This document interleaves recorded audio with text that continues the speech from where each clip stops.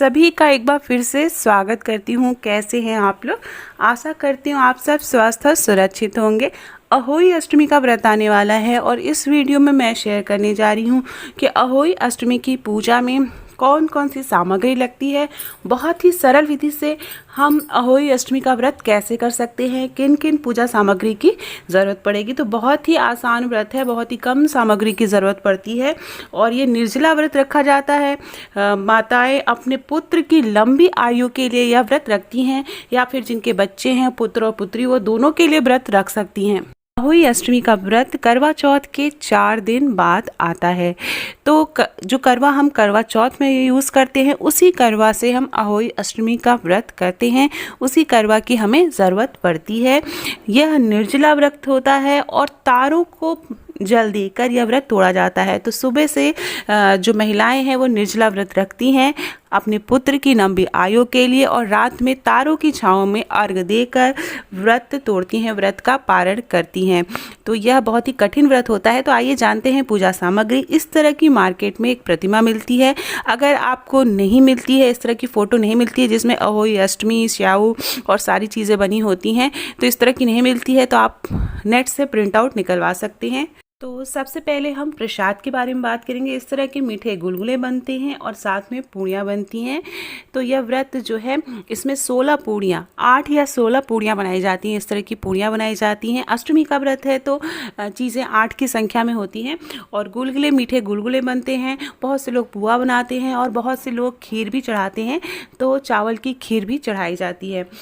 तो आपके यहाँ जो प्रथा होती है आप उस प्रथा के अनुसार ले सकते हैं। फल फूल चाहिए, ये देखिए इस तरह के फल फूल चाहिए और हरी रंग की चीज़ चढ़ाई जाती है। बहुत से लोग मूली भी चढ़ाते हैं, सिंघाड़ा, केला ले सकते हैं, नारियल, सेब, तो जो भी आपके फल आसानी से उपलब्ध हो पाएँ। उसके बाद चाहिए रोरी, ये देखिए कलावा चाहिए। कलावा जो है अभी करवे पे बांधना रहता है।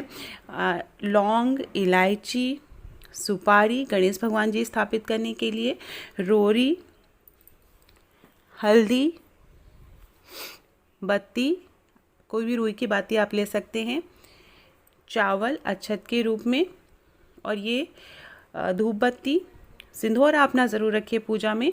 माँ को चढ़ाने के लिए श्रृंगार का सामान, जल, गंगा जल रखेंगे, माचिस। तो ये छोटी छोटी चीज़ें हैं। आप अगरबत्ती भी ले सकते हैं।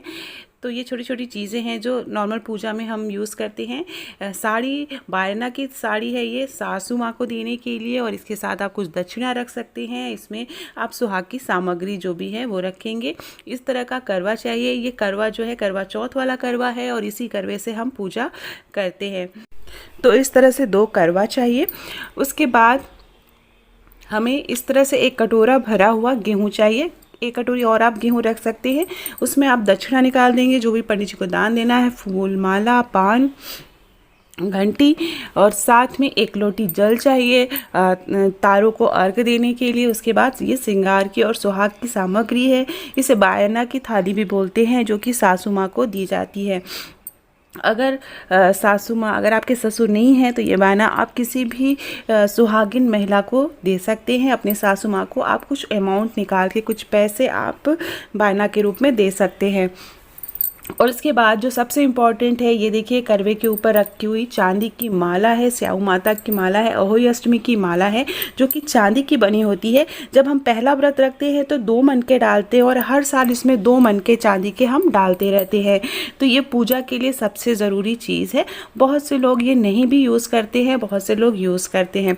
तो ये थी संपूर्ण पूजन सामग्री। अगले वीडियो में मैं आपसे शेयर करूँगी संपूर्ण पूजा विधि। बहुत ही सरल तरीके से हम अहोई माता की पूजा हम कैसे कर सकते हैं। हम सब के बच्चों की लंबी आयु हो, सुख समृद्धि बनी रहे, और जल्दी से दोस्तों के बीच में शेयर करिए।